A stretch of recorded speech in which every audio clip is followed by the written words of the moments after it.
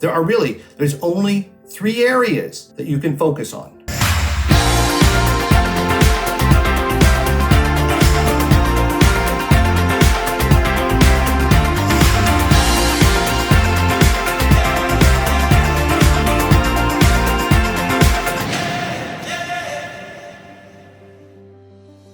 Hey leaders, how many times have you heard this? You can't be all things to all people, to nauseam, right? You need to pick a focus and stick with it. But let me provide some context and let me kind of explain what I'm talking about here. There's only 3 areas that you can focus on. Number 1, operational excellence. Number 2, customer intimacy. And number 3, product leadership.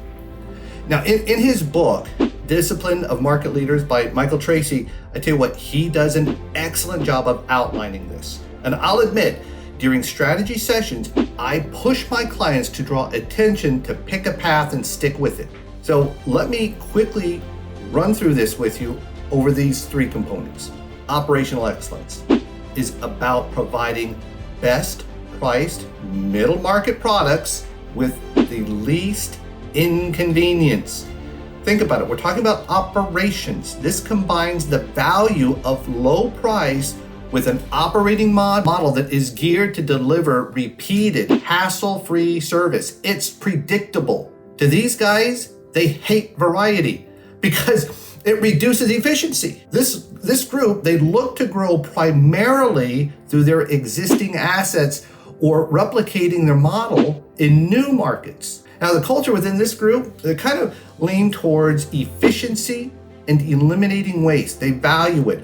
Or basically, they look for everything to be tightly controlled, but it will be simplified. So what companies kind of reflect this? Think of McDonald's, the fast food chain. Now consider, they focus on a process to serve millions of people every day. Your menu choices are limited to your value meals. Their customers, they value speed over the quality of the meal. Yes, they do. Let's not argue that. We'll talk about that in another segment, all right? But look, compare McDonald's to Olive Garden. Where Olive Garden, they want you to come in, sit down, take your time. Their menu selection is much broader than McDonald's. Plus, their product cost averages anywhere between $2.50 to $3 more. Now, let's think about Federal Express, right? They did not even invent letters or packages. Heck, they didn't even invent delivering them. The original Pony Express and the US Post Office were the first on the scene to deliver packages and letters, but it wasn't until Federal Express that improved the process. And that's what they continue to focus on today, improve the process. Now, when we look at customer intimacy, this is about focusing on building long-term customer relationships, but listen here, they do this through customization, delivering precisely what each customer wants. This is where they combine the value of best-in-class service, but the operating model has to be flexible, and they focus on doing whatever it takes for each particular customer. Now, this business structure is a bit different. Some people find it difficult to adapt to because they require delegating decision-making to employees who are close to the action. And close to the action means the customers. And this is a culture that embraces specific rather than general solutions to providing lasting relationships. These organizations know that their clients have a pyramid of needs beyond the requirement of the product that they purchase. And instead of coming up with broad underlying problem solving, they're trying to resolve specific problems to specific needs of specific customers. Now, example of companies that show this level of commitment. Think of Home Depot, right?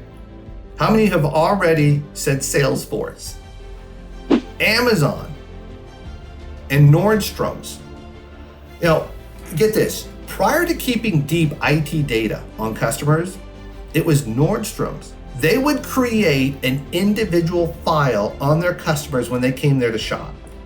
Now, a personal example, when they measured me for a suit, they would not only keep my suit measurements on file, but why I purchased the suit. They asked questions. They asked me what other events I had coming up that might require new clothes. They would call me on the phone, not text, but on the phone to notify me when a sale on shoes or belts or ties or whatever was coming up. Now, I once saw a segment back in the 90s. Now, I think it was 2020, the TV show. I can't remember. If you can remember, notify me in the comments there, where they ran something of an experiment. Now, a customer took a shirt into Nordstrom's and wanted to exchange it for another shirt at Nordstrom's. That's fair enough. Now, keep in mind, they told the department manager they did not purchase the shirt at Nordstrom's, but they bought it from a competitor. But sure enough, the Nordstrom store manager gave the guy credit for the shirt. And the individual took that credit and they were now able to go purchase a shirt at Nordstrom's. That's how bad they wanted that customer. That's how bad they tried to serve him. Now, let's look at product leadership. This is about offering revolutionary products that customers may not know they want or even needed. Makes you say, how did I ever live before? Fill in the blank.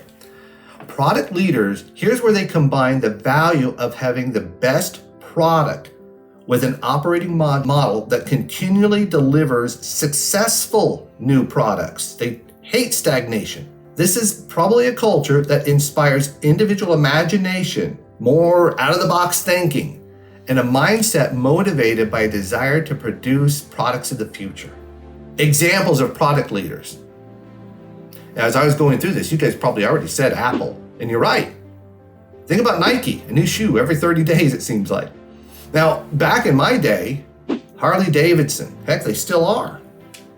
Now, don't get me wrong here. Okay, listen, I'm not saying that if you focus on one of these items, you ignore all the others. I'm not saying that at all. You simply have to be adequate in two of them, but you must focus and dedicate to spiking in one of them. Well, leaders, I want to hear from you. Which of the three do you think your organization excels in or should commit to excelling in? Now, once again, I just want to thank you so much for watching.